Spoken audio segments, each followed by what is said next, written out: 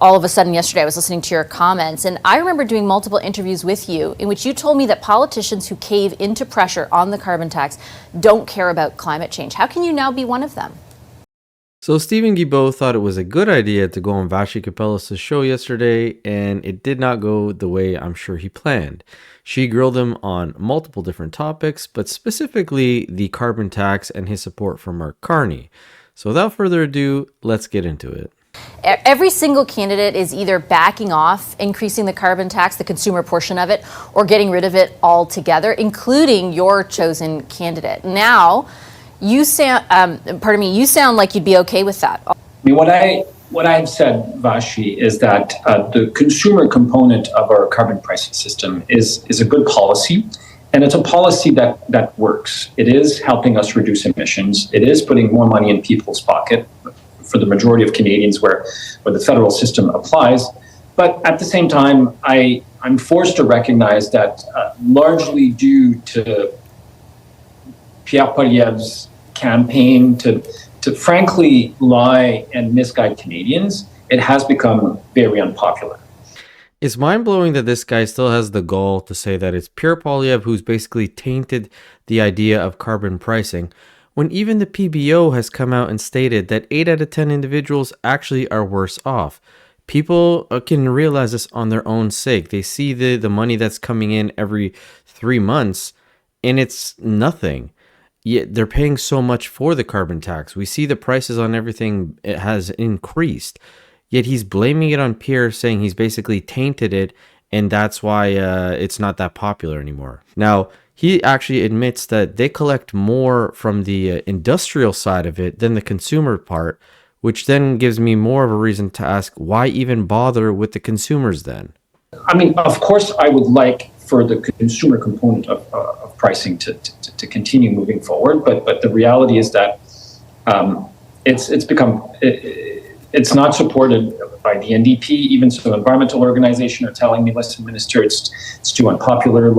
And we have other tools. Well, I mean, we obviously have the industrial component of carbon pricing, which gives us about 3 times more pollution reduction than the consumer one. So we have other tools at our disposals to continue fighting climate change. And Mr. Carney's been very clear. He said, if we want to remove something from the equation in terms of fighting for climate change, we have to be able to put something else or use other tools that we have and beef them up to make sure that in the end, we're not losing ground on fighting climate change in Canada. Now, I find it interesting because Guilbeault says that he would love to keep the consumer part of the carbon tax, yet they get 3 times more from the industrial side. Okay, cool. So maybe they can get rid of it for the time being because they still get a decent amount with the industrial. But he also emphasized that Mark Carney had said, if we're going to remove something, we need to implement something else. Now, Pierre Poilievre the other day actually brought this up by saying the fact that Guilbeault hasn't resigned when he said he would quit his job if the carbon tax was removed and is now supporting Mark Carney, these two probably have something up their sleeve that'll be even worse than the carbon tax. Take a listen. And then you have carbon tax Carney. This guy says the carbon tax is too low. And yesterday, he just won the endorsement of the crazy carbon tax minister, Stephen Guilbeault, who has said he would resign from the Liberal Party if they ever got rid of the carbon tax, which means that Carney has made a deal with him that they will pretend that the carbon tax has been put aside until after the election. And then if they win, not only will they bring it back, they will raise it higher than ever before. These are lying Liberals. They cannot be trusted. And not only are these guys liars, Guilbeault basically reveals the truth because Vashi calls him out on this, and his response was, well, either I go along with this or I'm canned. And I guess, though, it's confusing to me because I remember putting that exact point to you, again, on multiple occasions, that there were progressive allies of yours who were saying that there were replacements, other tools that could replace the consumer carbon tax. I'll read you exactly what you told me 9 months ago. If there's a measure somewhere that someone can find and point to me that will help us achieve 10% of 2030 targets at no extra cost to consumers lying around under a rock somewhere, someone needs to show it to me because I haven't seen it. Have you seen it now? Because I don't understand what's changed in the interim other than Justin Trudeau leaving.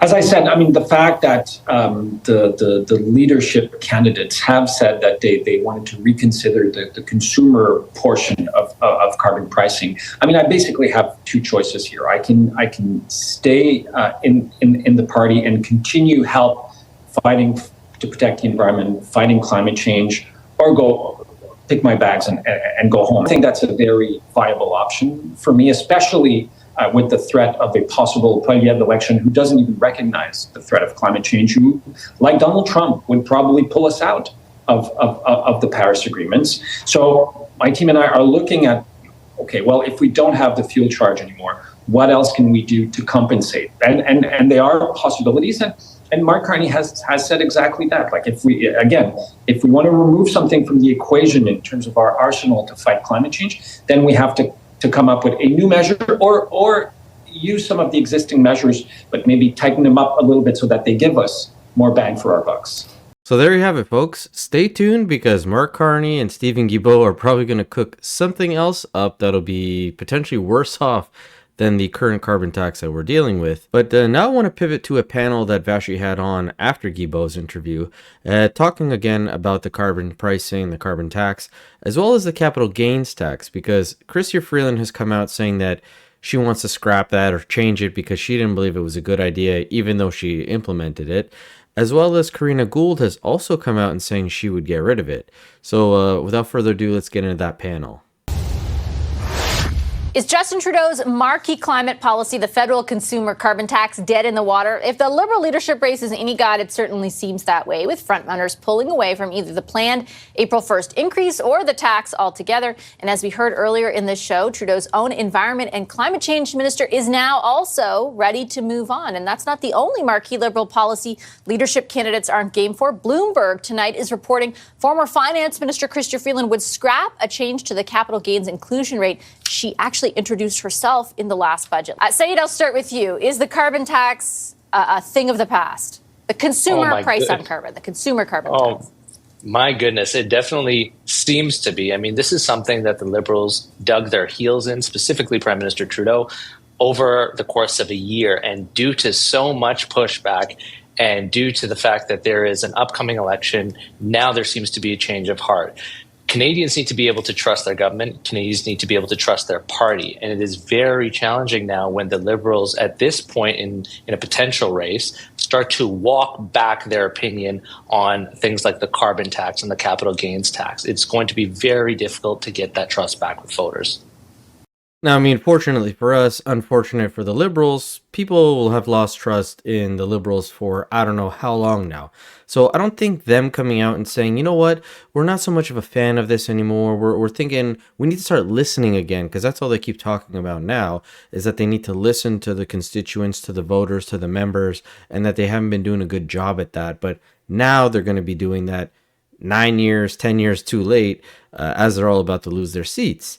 But when she moves on to the next panelist, he actually says that the way the Liberals are moving, they're becoming a conservative light. And when he brings up the capital gains tax, the guest on to his side tries to defend it by saying, well, it hasn't even been passed yet. But Vashi, rightly so, points out, well, it's not stopping the CRA from trying to collect that. Is it a trust problem, Carl, or is it a cutting your losses and hoping for the best moving forward kind of thing? Like, do they have any other choice? Yeah, it's called the Hail Mary pass. It's like, this policy is no longer popular. Instead of fighting for it, we'll do what the Conservatives say they will do.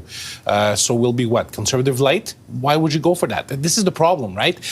Same with the capital tax gain policy. She brought it in just a few months ago. It's not that long ago. It hasn't even passed. But don't worry, the CRA is still collecting it. Actually, let me just play the clip of how she defended it, because in and of itself, it caused a huge, reaction among Canadians when she pronounced sort of the reason for it, as she does in this clip back in June. Have a listen to Chrystia Freeland. But I would also like to ask Canada's 1%. In fact, Canada's 0.13% to consider this.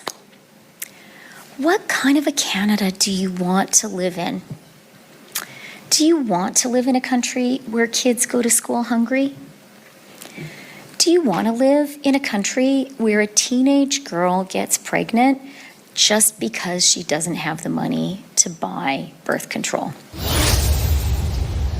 I played that clip, Carl, because it's not Frank Bayless saying, wasn't a fan of these policies anyways. It's the person who was tasked with being the chief communications delivery agent for this policy now saying it's over. Yeah, I guess it's something else she didn't agree with Justin Trudeau, and she still went forward. Must have been testy those Must days. have been, but she stuck around until she couldn't. But by then it's too late. The credibility that she brings to the table on this is nil. That's the hard part, because really, if this is a defining issue, the Conservatives have been on this. Same with the carbon tax, they've been on this, and now that you're trying to distance yourself from Justin Trudeau, you're going towards the Conservatives. So if people want change, will they believe that you can bring that change that they're seeking? I'm not sure it's going to work. I would slightly disagree with him, because even though they are backpedaling and becoming a little bit more on the conservative side, people are going to still support the Liberals because Justin Trudeau is no longer there. They are looking at the party now, seeing these fresh new faces as Chrystia Freeland, Karina Gould, and Mark Carney potentially come up to the podium and become the new leaders. There is still going to be some Liberal support and an increase there. But overall, it's not enough that the Conservatives, I feel like, have to be worried about it. But this next panelist, she's pretty out to lunch. She complains about how Pierre Poilievre has basically dirtied the name of carbon pricing, and that he's won that battle and now he's trying to move on to something else, when he's openly admitted no matter what it is, it's going to be a carbon tax election. At the same time, unless you said something like, I'm getting rid of that, or the carbon tax, do you have a hope, Hannah, of convincing anyone that you can be that agent of change? I think Pierre Poilievre and his communication skills has made the carbon tax a dirty word. And there's nothing that these hopefuls for Prime Minister, Liberal leader and Prime Minister can do, especially since we're likely to head into an election campaign, but distance themselves from that. And we even see Pierre Poilievre going a little bit, it's like, okay, tick, I've got this off my agenda. I have totally controlled this narrative. And on the front of his podium, he even uses jobs tax now, because now you have to figure if carbon tax is going to be taken off. He can still play with it a little bit, as we heard in the clip there. But if you want to have new slogans, new issues that Canadians are really focusing on, they're really focusing on the issue of jobs right now because of what we're seeing in the United States. So you see a little transition even from Pierre Poilievre moving from, a carbon tax election to a jobs election. And that's something that, for him, he has to do, but he's got the carbon tax issue and he won that. Tick off his list. And when we move to the next panelist, who's more conservative leaning, he actually pushes back with Hannah and saying, well, no, because the carbon tax is still currently in place. So unless the government wants to call themselves back and get rid of it, it's still a viable argument to talk about the carbon tax because people are still dealing with it. And when she decides to answer to defend her previous statement, she actually says that the Canadians are worried about the tariff situation in the US and calls Donald Trump an agent of chaos. But I guess the question is twofold in a way. Can two things be true, Jamie? That there's going to be a ton of pushback on people like Chrystia Freeland and Mark Carney, who have in the past expressed support for these policies and are now backing away from them. At the same time as the Conservatives a month ago thought they'd run an election on that stuff, and they're still going to try to, but it might not be as easy as it was. Yeah, I'm actually going to sharply disagree with Hannah on this one. I think the carbon tax election as a frame continues to have a lot of mileage for Pierre Poilievre, and I'll tell you why. This is still Government of Canada policy. Canadians had their money, some of it rebated back to them, landed in their deposit in bank accounts last week. Canadians continue to pay it. If the Liberal government currently in power wants to call Parliament back to scrap the carbon tax and make it effective February 1, I suspect they'll find support in the House for such an initiative, but they haven't done it. So it's still very much a Canadian policy. And so every time Pierre Poilievre attacks the carbon tax and puts a frame on a carbon tax election, it's giving Canadians some certainty. In an era where there's so much uncertain as a result of what's happening south of the border, you can be certain Pierre Poilievre is going to scrap a carbon tax. And when you ask them, well, are Canadians tired of hearing about it? He'll probably pivot and say, Canadians are tired of paying it. it, and they're tired of doing this, and they're tired of doing that. And he gives them an opening to really unpack a vision. So in an era with so much political instability, Pierre Poilievre, by continuing to advance the carbon tax election frame, is able to inject a lot of certainty, give something very concrete that he can actually do. And so much about is beyond his control right now, and build a frame to continue to make the case as to why he should lead for Canadians. But don't you respond? Yeah, don't you think the message, though, and look, Jamie and I going back and forth, but don't you think the message, though, for Canadians right now, they're not worried about the carbon tax as much. They're worried about what's happening down south. You implement those 25% tariffs on Canadian goods, there are going to be jobs lost. There are going to be, we're already hearing that what it would cost the economy, the GDP, that really people's minds are flipping because it's events, and events can change a narrative. And it seems the narrative has gone maybe, and carbon tax can still be a part of that narrative, but I think a lot of people sitting at home are going, I'm really worried about what this agent of chaos in the United States is going to do to our country. Now, I got to say, that's a new one for me. I haven't heard that one yet, the agent of chaos in terms of Donald Trump, but don't you think two things can be true at the same time? Sure, Canadians are worried about the tariff situation, but now you're also compounding tariffs plus carbon tax when they were already struggling with solely the carbon tax. Now they have the potential to have the tariffs put on them plus the carbon tax. So the carbon tax is still something very viable in order to be worried about, simply because the tariffs will make you maybe feel it a little bit more. If you were already struggling because of the carbon tax, you're screwed either way, because the tariffs plus the carbon tax is worse. So if we can get reprieve from maybe one part, like the carbon tax being taken out, and only the industrial side dealing with it instead of the consumer, well, then the consumer might now only have to deal with the tariffs, or no tariffs at all if they work hard and they get the US not to implement them. Then we won't have to deal with the tariffs, and guess what? We also won't have to deal with the carbon tax, because that will be gone. But these guys are very short-sighted in terms of, oh, Donald Trump, bad. Donald Trump, very, very bad. Let's be scared. We've been in a shit situation before Donald Trump has even been in the process of being in office, and before the tariff situation. So I don't know why we're just trying to omit the concern of the carbon tax because quote unquote Pierre Poilievre has won that and it's off his list. That doesn't make any sense. But as always, I'd love to hear from you guys. Let me know what you thought about all this in the comment section below. And as always, I will catch you guys on the next one. Thanks so much.